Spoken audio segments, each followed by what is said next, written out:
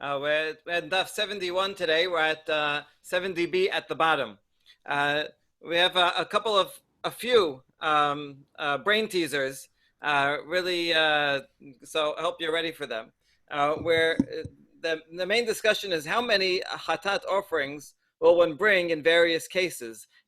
Do different sins combine into one, and you could bring one hatat for many, or you have to separate them?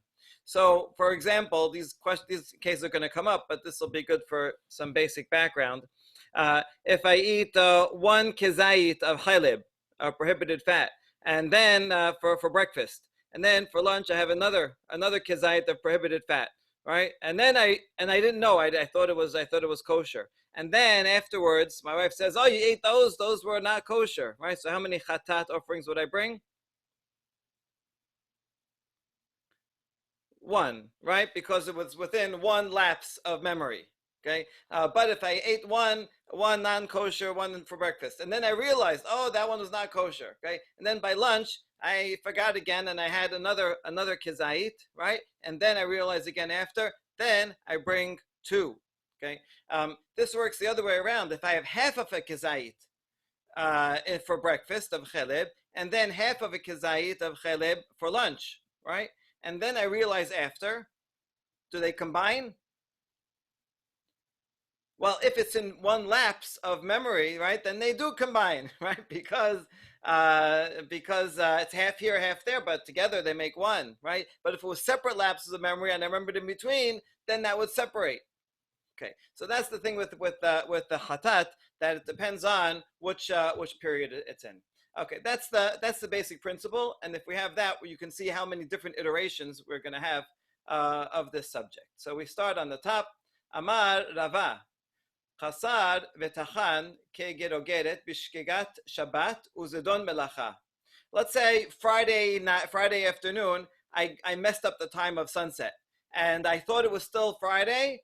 Turned out it was actually Shabbat, and I went out and I cut some wheat and I ground it. I thought it was I didn't realize it was Shabbat.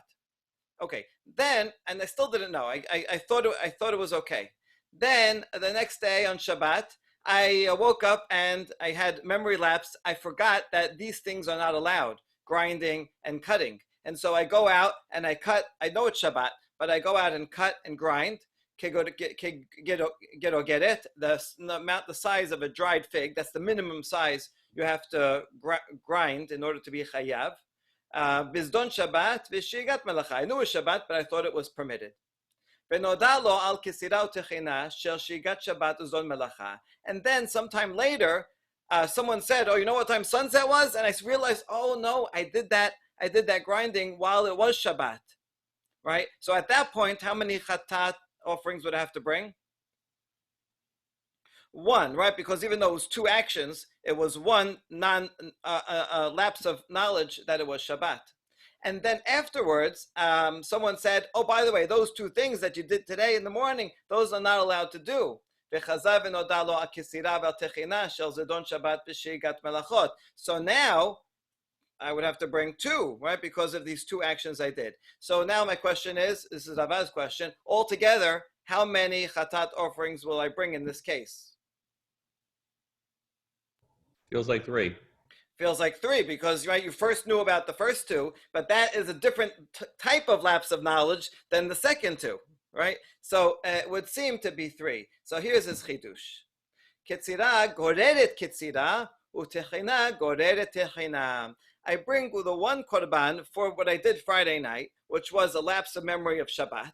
And since one of the things I did there was cutting, so that chatat for cutting draws together with it the cutting that I did on the next day when I knew it was Shabbat, right? Because it's similar to eating two ounces of cheleb within one lapse of memory, even though this is technically two different types of lapse of memory, but still both of them were the same melacha, and both of them I thought it was allowed for whatever reason.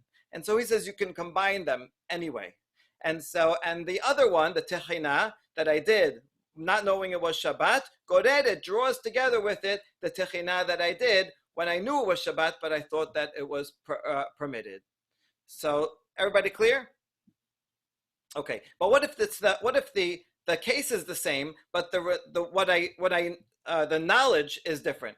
Aval noda lo al kitzira shel zedon Shabbat v'shigat melachot. I did all the same thing, and then someone says, "Oh, by the way, I saw you doing cutting. I saw you cutting today, and cutting is not allowed." So now I found out about the cutting first. At that point, I have to bring one hatat for cutting wheat. Kesira, now that cutting of the wheat is the same melacha as cutting of the wheat I did Friday night when I didn't know it was Shabbat, and so that comes along. Kesira goreret kesira utechina she'ima, and not only that, it can also bring along the techina I did on Friday night, because that was one lapse of memory, not knowing it was Shabbat. But techina keshenigda b'mkoma omedet. But the grinding that I did and the second on Shabbat, when I thought it was not allowed, that remains unatoned for, and I have to bring a second korban. Right? You got all that? So in other words, I could the one on the korban I bring for the day and the daytime for one melacha can bring together the entire Friday night, but not go two steps and get the other tochen. So is this knowledge assuming that you find out about it and then you bring a korban and then you find out later, or is it you find out it's still Shabbat, you find out the next thing and you're like, oh, this retroactively takes that out? Great question. That's going to be the end of the daf today, is going to ask that exact question. Right now, we should assume that he didn't bring the korban yet. Okay? Because otherwise, if he brought the korban yet, that kind of closes out the deal. So, right, he found out and then found out the other. And so how many stack up until he brings it? But great question. Abaye Amar, so that was all the opinion of Rava, that in the first case you'd bring one. In the second case, when you flipped it, you'd bring two korbanot. Abaye Amar, techina name goreret techina. Shem techina ahati. No, even in the second case, you have to bring only one korban. So, right, I violated two things not knowing a Shabbat. Then I violated two things not knowing that they were allowed. I found out about the reaping, that's not allowed. That I bring one korban. That one korban brings together what I did Friday night, because that was all within one lapse of knowledge. Since that one lapse of knowledge on Friday night included both techina and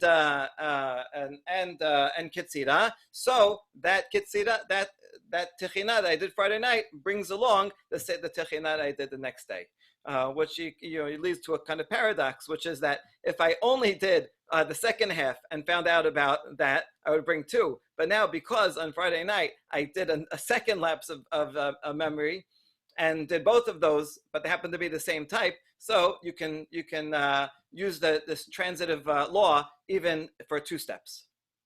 Yep.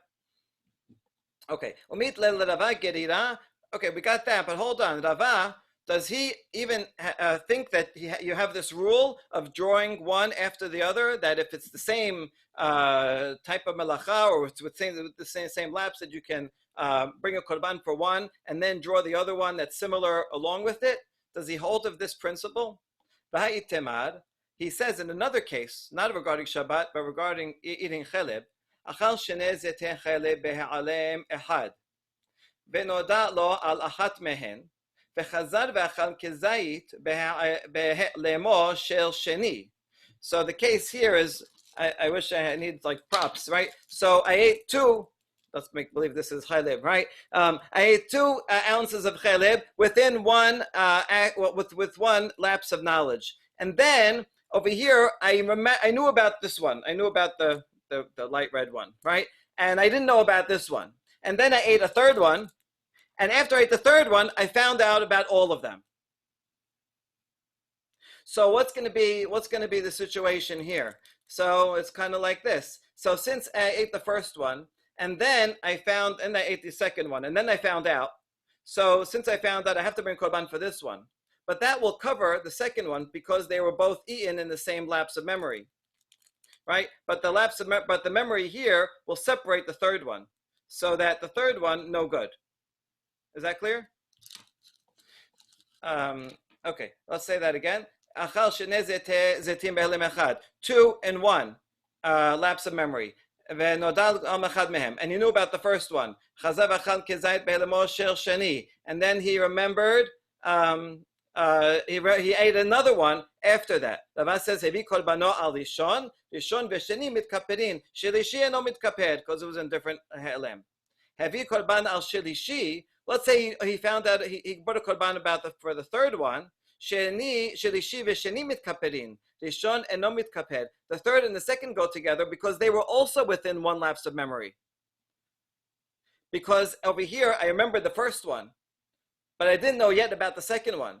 So the second and third were also within the same lapse of memory, right? So the first two are in the same lapse, but I found that after the second one, that about the first one, but not about the second one. So therefore, the second and third are also within the same lapse of memory. So it's kind of like a Venn diagram. The second one, the middle one, connects to both, but the first and the third do not connect to each other. Rishon, bish korban shlishi mitkaperin, rishon eno mitkaper.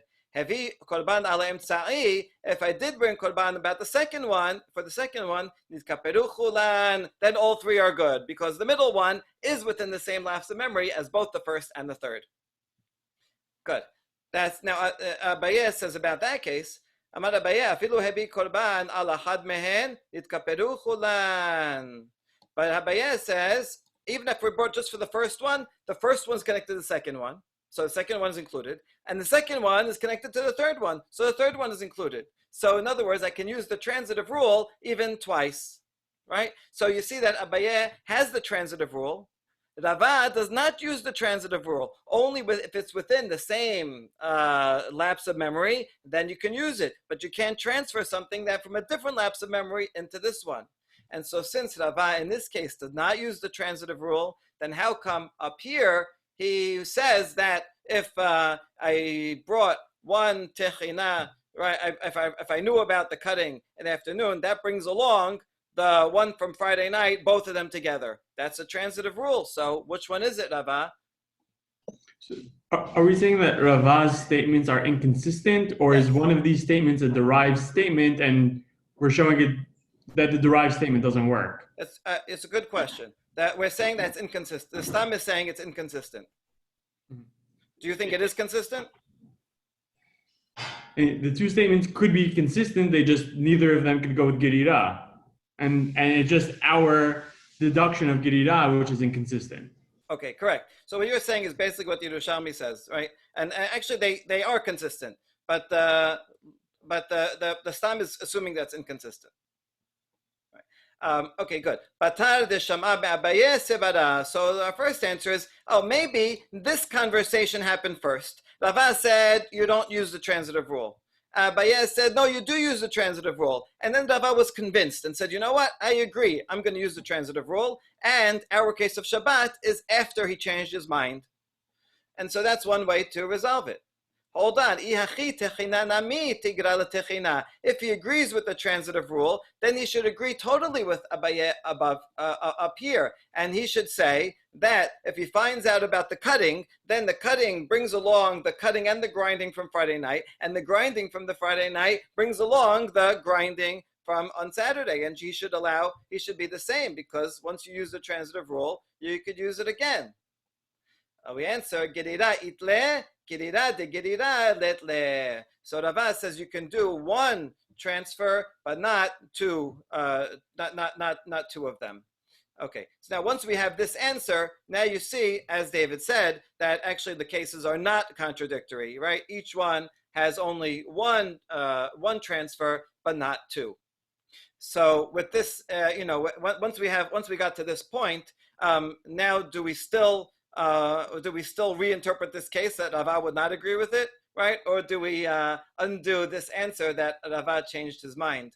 So interestingly, if you look at Rashi and Tosafot, they stick with the stam of the Gemara and assume that this answer stays, and Rava would not agree with it. But if you look at Rambam and how he codifies it, he goes back and puts them both together. Rava says his opinion in this case and in the other case. So Rava is like recognizing that the Stama de Gemara at this point is only a Hava Amina, but once you can answer it this way, then you can get rid of that Hava Amina and rectify the sources.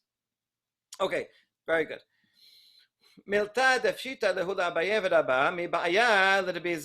now we just established that you can combine different cases of this type. And this was simple and agreed upon by both Abai and Rava. However, this was a question for the Bizera.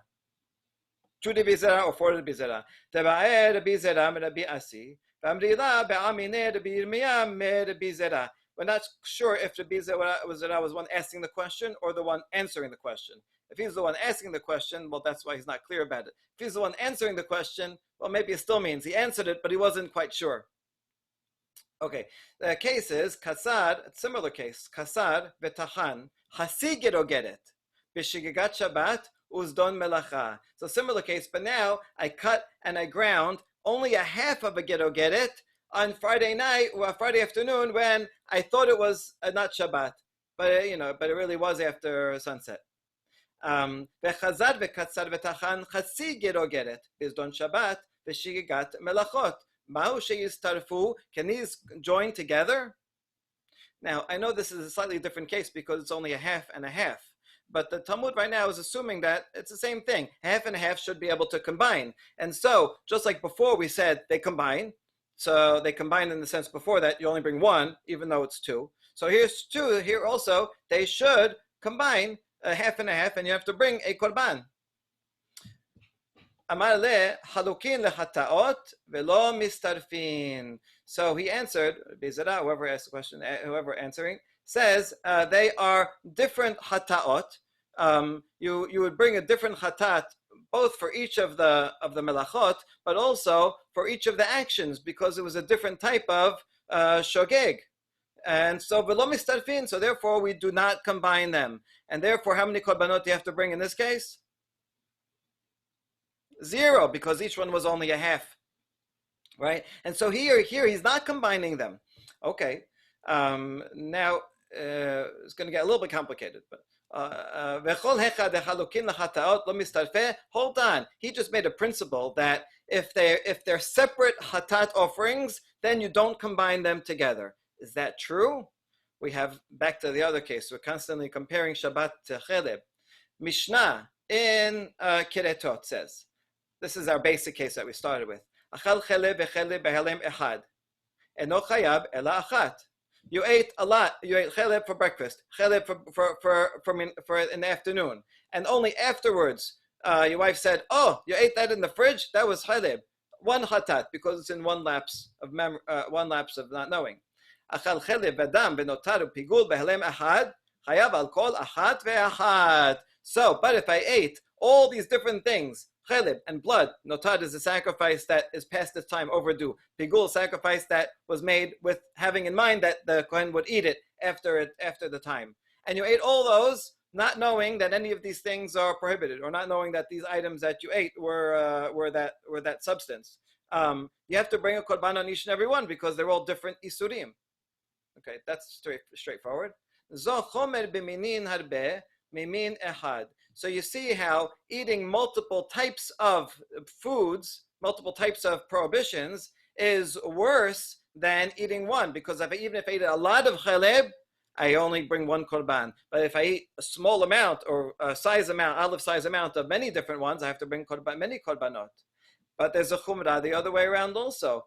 There's a chomer b'min echad b'min harbe shemachal chasi zayit v'chazar v'achal chasi zayit b'min echad chayav. The chumrah the other way is if I have a little bit of cheleb for breakfast, a little bit of cheleb in the afternoon, and they will combine. Whereas if I have only a little bit of dam and a little pigul and a little notar, right, and a little dam, they don't combine because they are separate. They are separate prohibitions. Okay, that's just the Mishnah. But now we have to do a little bit of work on the Mishnah. But when we discussed that Mishnah, we analyzed it further and we said mimin ehad chayav sericha lememar. Do you even have to tell me that if they're the same type, that if I ate a lot of cheleb, that I have to bring one? Isn't that obvious? Okay, I mean you could say it's not obvious. This is the Mishnah. It's telling us the principle right starting off. But the Gemara wants it, wants these basic principles to be known, and Mishnah has to be telling us something more. Mishum bar tutni.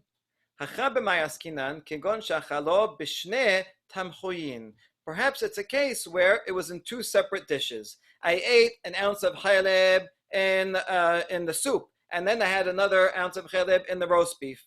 And so I might think that they are two dishes, and therefore they don't combine. And therefore it teaches us that it combines. Rabbi Yoshua hi damar tamchin mechalakin. I'm sorry, that would be the majority opinion. But Rabbi Yoshua would say, if it's in two dishes, they won't combine, and I have to bring two different ones. Mahudetema amar Rabbi Yoshua ben Lekuna ben Lechumra ben Lekula ben Lechumra kamashmalan de Lekula lo amar lechumra ka'amar. Now I need this whole Mishnah because I would have thought that this thing that Rabbi Yoshua said is both for kula and chumra. How so? Lekula would be if it's half a shiur in the roast beef and a half a shiur in the soup. I would say, oh, there's two separate dishes, so they don't combine, right? And I would say lechumra, if I have a full ounce in the roast and a full ounce in the soup, then they also don't combine and have to bring two. So kamash malan,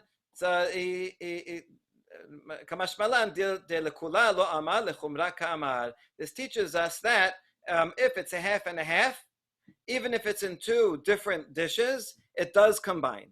And the only time he says you consider them two different dishes separate is when it's a full ounce in both, and then therefore you have to do it lechumra.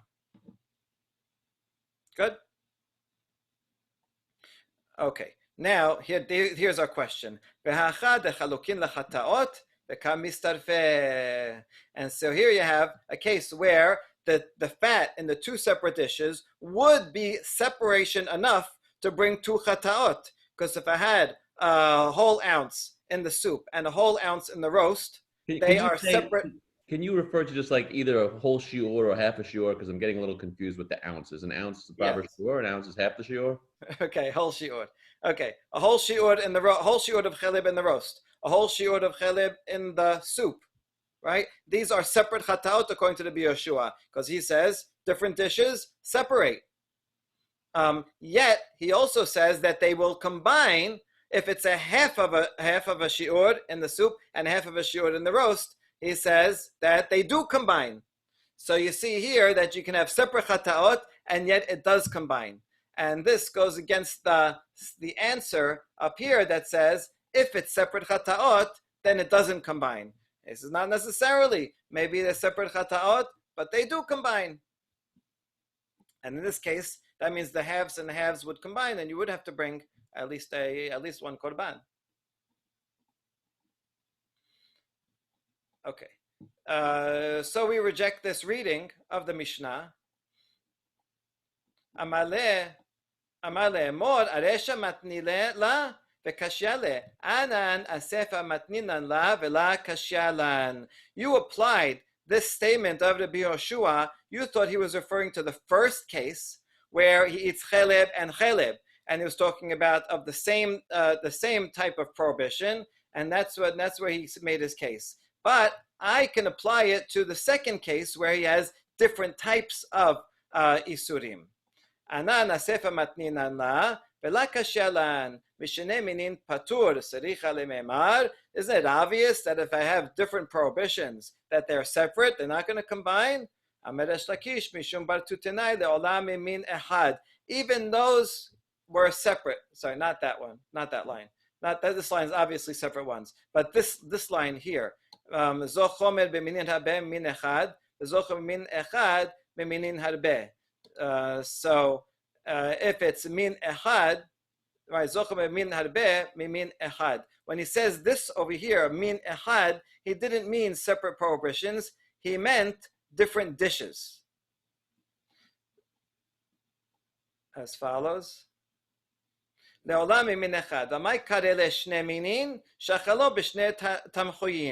was also talking about a case of the same, chelib and chelib. But he calls them shne minin because they're different, they taste different, because one's in the soup and one's in the roast. And that's the case he was talking about, that it separates.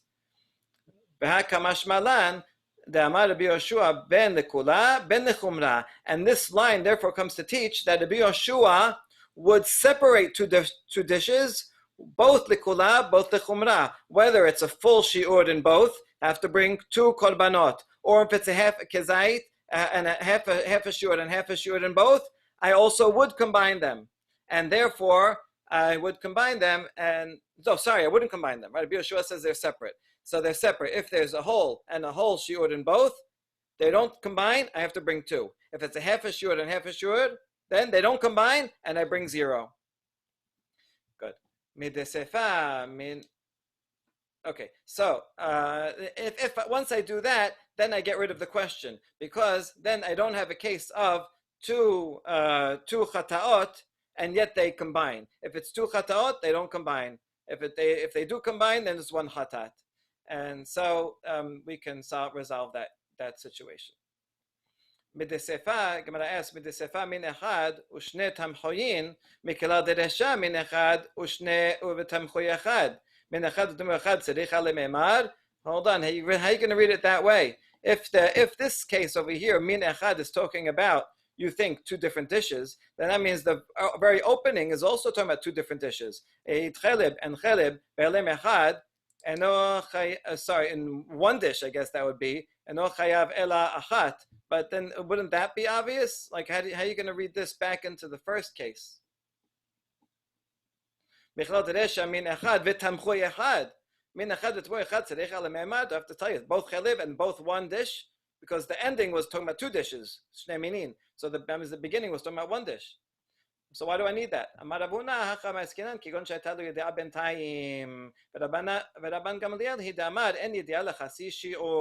Oh, I would still need it because maybe there was knowledge in between, and we can follow Rabban Gamliel here, who says that if I had a chatzi shiur, I only ate a less than an ounce, and then I realized, oh, that was chalib, and then I had another half an ounce. They still combine. The yediah in the middle doesn't count as a yediah, because a yediah for half a shiur is nothing. I didn't actually violate a commandment from the Torah when I had a half an ounce. So I can't have knowledge of something that is not yet a full amount. And that's what it's coming to teach us, that case would still combine. Okay, now we get to the section that Z was referring to earlier. Ittemar. I ate 2 ounces, 2 zetim of cheleb in one lapse of knowledge. V'noda al harishon, v'chazar v'noda lo al hasheni. Okay, so this is a much simpler case than we had before. I ate 1, then I ate a second one, and then afterwards, my wife comes and says that first one that you ate, that was chelib. I said, oh no, I'm going to have to bring korban on that one. And later on, she says, oh, the other one you ate was also chelib. Now what, right? So because the knowledge was at 2 different times, the Rabbi Yochanan amar hayav shetayim, I have to bring 2 korbanot, because if each one was in a separate time that the recognition. The Shakish amar eno chayav ela achat. No, just once, right? Because they were both within, I didn't know in between. I only know about both of them afterwards. What's their sources? Rabbi Yochanan amar chayav al chatato vehevi. It says, the pasuk says al chatato, for his sin, and then he brings it. In other words, once he brings a korban for the first kizayit, then that's it. It only covers that kizayit. And now the second one stands by itself, and he has to bring a second kizayit.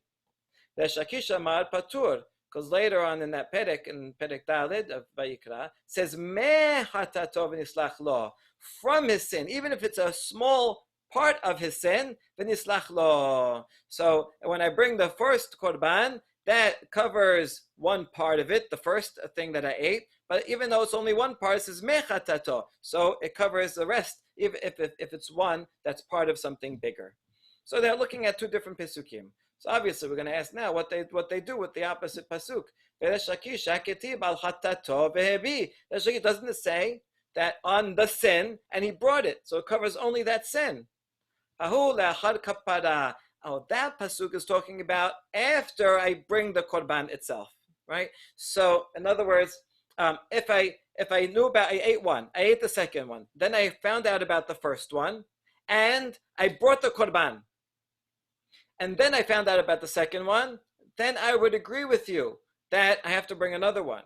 But my case I was talking about is I ate a second one. I found out about the first one, and then I said, oh, this animal, okay, I'll designate it, right? But I didn't bring it yet. And then I found out about the second one, then I can bring that korban for both. That's what he does with it. But Rabbi Yochanan, right, so that's why only once he brings it. But if I didn't bring it yet, then he applies me hatato. Rabbi Yochanan name hakitib me hatato v'nislach lo. What is Rabbi Yochanan going to do with this pasuk that sounds like any piece of it covers the whole thing? Askinan kegon shachal kezait umehasa v'noda lo al kazait וחזר ואכל כחסי זית, אכן בהעלמו של שני. מעודתם על הסתרפו, כמשמע לן. This is an interesting case. I ate 1.5 kezetot. Okay, and then someone told me that one kezait that I ate was chalib. So, okay, I bring a korban for that one. And then I find out that then I had a second one. Sorry, I had 1.5 kezetot, and then I ate a half a kezait, and then I found out the first one was chelib. So I'm going to bring one korban that covers the kezait of chelib.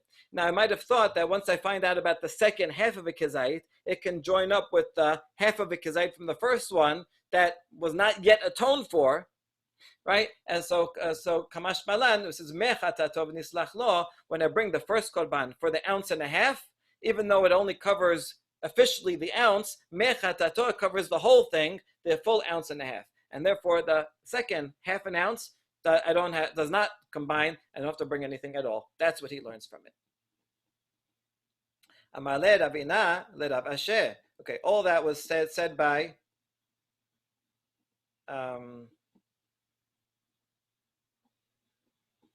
okay, that was just a statement, right? This is we brought Rabbi Yochanan, the Shakish, and the Talmud had a discussion about it. Now Ravina is asking Rav Asher about that.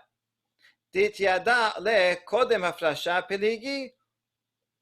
Sorry. Dityada le kodem hafrasha peligi ubeha peligi. Demar savar yediot mechalekot. Omar savar hafrashot mechalekot. אבל לאחר הפרשה מודה לרשקיש רבי יוחנן דחייב שתיים, או דילמה, תתיידע לאחר הפרשה פליגי, ובהפליגי, דמר סבר הפרשות מחלקות, ומר סבר כפרות מחלקות, אבל קודם הפרשה מודה לרבי יוחנן לרשקיש, דנו חייב אלא אחת, או דילמה בין בזו מחלוקת. Okay, now we're introducing yet another complexity. There are 3 stages in the atonement process. The first one is the recognition that I made a sin. Oh, I realize I made a sin. The second stage is setting aside an animal. I designate an animal, this will be a korban. The third stage is when I actually sacrifice the korban.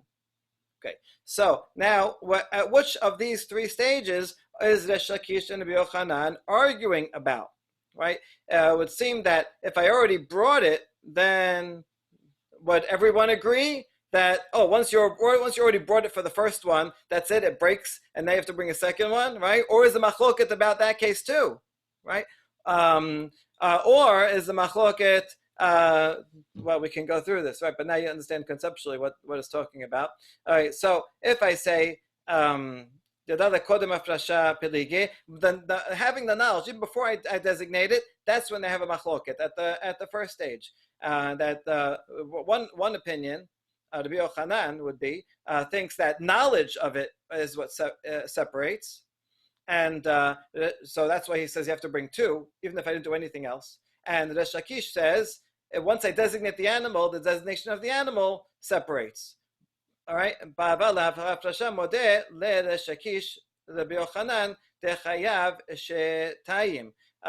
So if once I did the hafrasha, the Shakish agreed that is a separation, right? Only if it was if I had knowledge and then I found out about the second one, then I could bring 1 korban for 2 of them, right? And so the machloket is at the first level. Or is the machloket at the second level? Once I designate it, Yochanan says designating the animal, that's what separates it. And Resh Lakish says, no, kaparot mechalakot, only after I actually give the animal, that's when it separates the two knowledges. But if it was before Afrasha, if it was just about the knowledge, then everyone would agree that I can combine and bring only one. Or do they disagree on both levels? Whether I found out, the finding out, or whether I designated the animal already, it doesn't matter. They would disagree in both cases. Okay.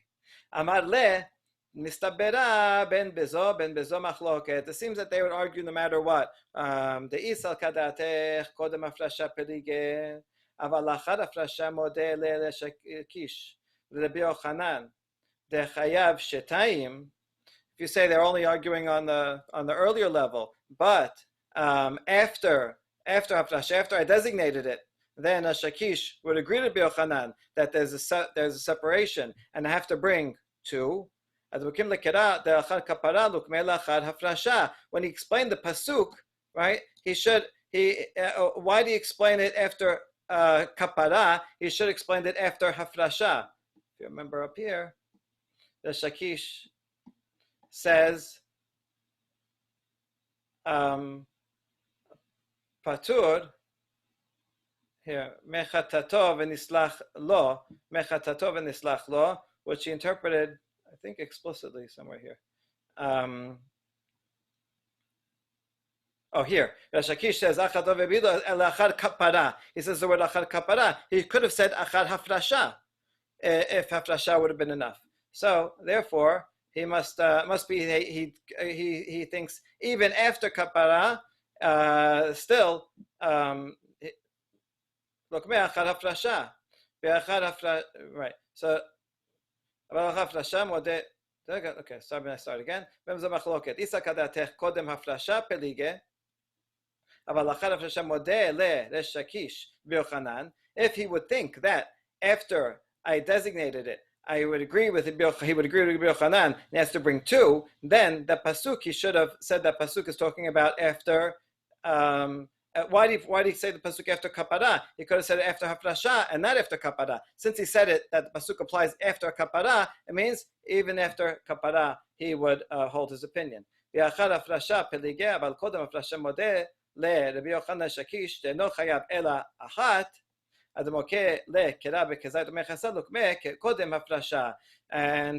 it's the other way around, then Resh Lakish over here, he said this case talking about a kezait and a half, and then a half a kezait.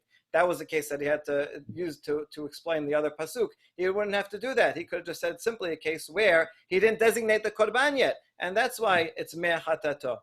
And then that would solve the problem. So therefore, they must have machloket both in this case and in the other case. Okay, last paragraph.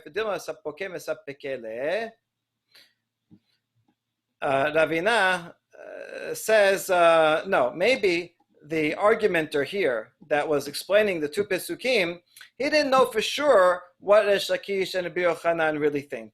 And so he was giving the argument and the maximum argument.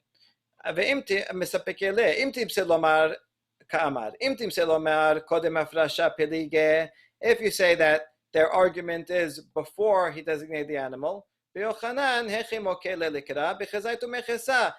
Yochanan could still interpret that pasuk as being in the case of 1.5. And if you think that they're arguing even after he designates the animal, I could still explain it that way. He could refer to the other pasuk, explain the other pasuk as referring to after atonement altogether. And so that's why I was saying that's the extremes. But really, he wasn't sure, and it could be that they argue only about a limited case. And that's it. The next line applies to the next thing. Okay, I thought this was interesting because you have here, just in terms of editorial style, this you have Ravina and Rav Asher are discussing this case. Ravina asks a question to Rav Asher, and he says, no, this is the other way around. And then he says, well, maybe he doesn't know. Who is the he that doesn't know? This was a stam de Gemara, right? This whole section, this section is named the Rabbi Yochanan Shakish. This is the stam of the Gemara that's discussing this case. And so here you have, it looks like Ravina and Rav Asher are discussing a stam of the Gemara. which goes against the general principle that Professor Livni says that the Stam Gemara comes after Ravina and Rav Ashi. So I haven't checked to see how he resolved that problem. Baruch Adonai Olam, amen ve'amen.